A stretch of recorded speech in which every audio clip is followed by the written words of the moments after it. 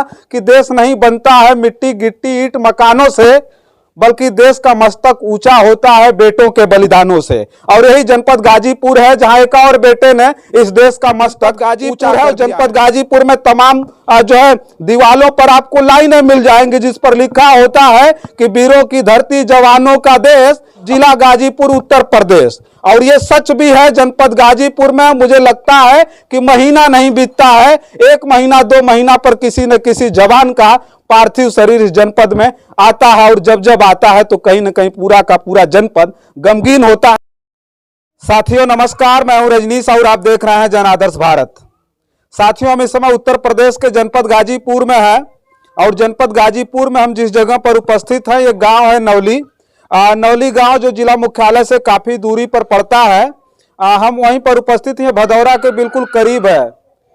सेवराई तहसील है जहां पर हम आज उपस्थित हैं। लेकिन आज हम जिस चीज को आपके बीच में रखने वाले हैं, जो नौली में आज हम क्यों उपस्थित हैं और नौली में उपस्थित होकर के हम क्यों गौरवान्वित हैं, इस बारे में भी चर्चा करेंगे। क्योंकि जो गाजीपुर जनपद है उसको शहीदों का, जवानों का, वीरों कहा जाता है। क्योंकि जनपद गाजीपुर ही एक ऐसी धरती है जहां बच्चा जब पैदा होता है, बड़ा होता है, जवान होता है तो उसकी सबसे पहली ख्वाहिश होती है कि वो सेना में जाए, भर्ती हो और देश की रक्षा करे और देश की सेवा करे।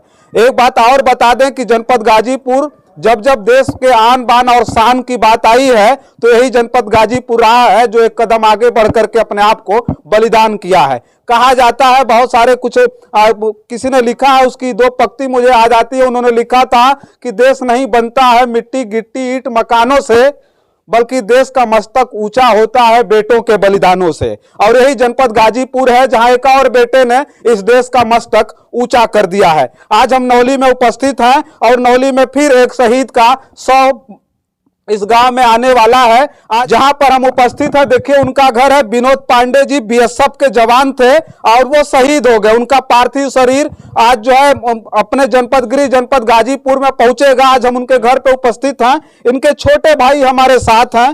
इनके देखिए ये भाई हैं, उनके सामने हम खड़े हैं। बड़ा गर्व महसूस हो रहा है उस परिवार के, उस शहीद के जो है मतलब चौखट पे खड़े होकर के मैं बहुत ज्यादा गौरवान्वित महसूस कर रहा हूं। और जब जब मैं कह रहा हूं कि जब जब किसी न किसी जवान का पार्थिव शरीर जनपद गाजीपुर में आता है, जैसे ही जनपद गाजीपुर में पहुंचता है तो यहाँ के जो जवान हो, चाहे बूढ़े हो, महिलाएं हो, सारे लोगों का जो फक्र से सीना चौड़ा हो जाता है। हमारा जो मस्तक है वो कहीं ना कहीं ऊंचा होता है। और जनपद गाजीपुर ने हमेशा बलिदान और समर्पण का भाव रखने वाला ये शहर रहा है और जिला रहा है। उनके भाई हैं, थोड़ा सा बात करेंगे। क्या नाम हुआ आपका? उमेश पांडे। कब भर्ती हुए थे वो? 2010 में। 2010 में भर्ती हुए थे। और 2010 में भर्ती हुए थे। अभी इस समय कहाँ उनका जो है अभी पोस्टिंग कहाँ थी? अभी लेटेस्ट पोस्टिंग हुई है डुगरी में, आसाम में। अच्छा, तो ये कब का मामला है? कल का है, परसों का? नहीं, डेथ तो 18 तारीख में हुई थी। अच्छा। रात को 11 बजे। अच्छा, तो कैसे पता चला आप लोगों को? पता चला कि मैं अवेलेबल वहीं था। अच्छा, आप वहीं थे? मैं वहीं था। अच्छा। मैं तो 14 तारीख से उसके साथ ही में था। अच्छा। तो मैं कल सारे कार्रवाई करवा के तब मैं वहाँ से निकला हूँ। मैं फ्लाइट से निकल गया था। अच्छा। बाकी वो लोग गाड़ी से आ रहे हैं। अच्छा, आज अभी जो पार्थिव शरीर है कब तक यहाँ पर जो है घर पर पहुँचेगा? 8-9 बजे 10 बजे तक आ जाएगा। रात में? अच्छा, रात हो जाएगा। तो अभी रात हो जाएगा तो उनका जो अंतिम संस्कार होगा वो कल होगा, सुबह ही होगा। अच्छा, हमको आज पता चला और हम नौली गांव में आ गए। और जब जब हम लोगों को पता चलता है कि किसी जवान का जो है पार्थिव शरीर आने वाला है, कोई जवान इस देश की रक्षा में शहीद हो गया, तो हम लोग जो है बिल्कुल उसकी अपडेट हम चाहते हैं कि आपके बीच में भेजें। नई अपडेट है जिसको मैं बता दूं, कल उनका अंतिम संस्कार होगा, लेकिन आज पार्थिव शरीर कहीं न कहीं जनपद में आ जाएगा, उनके घर पर आ जाएगा। उनके कितने बच्चे थे? 2 बच्चे हैं। बच्चे हैं? 2 लड़के हैं। कितने बड़े हैं वो? एक 12 साल का, एक 8 साल का। अच्छा, 12 साल। कितने में पढ़ते हैं? वही एक 8वीं में है, एक 5वीं में। अच्छा। तो अभी मतलब वो सबसे बड़े थे? हाँ, भाइयों में सबसे बड़े थे हमारे से। और उसके बाद मेरा नंबर था। बाकी का सचिन पांडे, फिर विशाल पांडे, फिर सूर्या पांडे। 5 भाई। तो वो सबसे बड़े थे? वो सबसे बड़े थे। 5 भाइयों में वो सबसे बड़े थे। पिताजी का पहले ही देहांत हो गया है ना? 2018 में ही हो गया। माताजी हैं? माताजी हैं, सोचिए।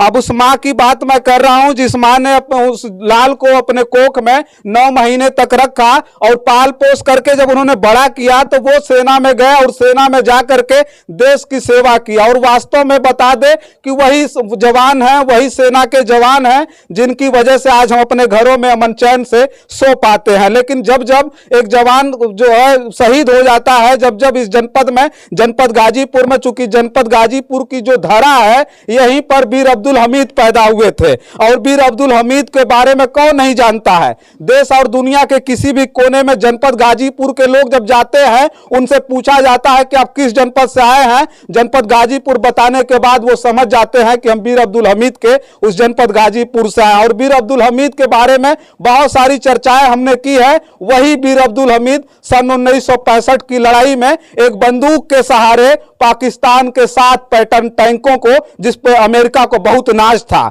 एक बंदूक के सहारे 7 पैटर्न टैंकों को नेस्तानाबूद कर देने वाले वीर अब्दुल हमीद यही जनपद गाजीपुर के ही रहने वाले हैं। और उसी जनपद गाजीपुर में तमाम लोग हैं जो उनसे प्रभावित होकर के, तमाम नौजवान उनसे प्रभावित होकर के उनके आदर्शों पर चलकर सेना में जाना चाहते हैं और सेना में जा करके कहीं ना कहीं हमारे इस जनपद का नाम रोशन कर रहे हैं।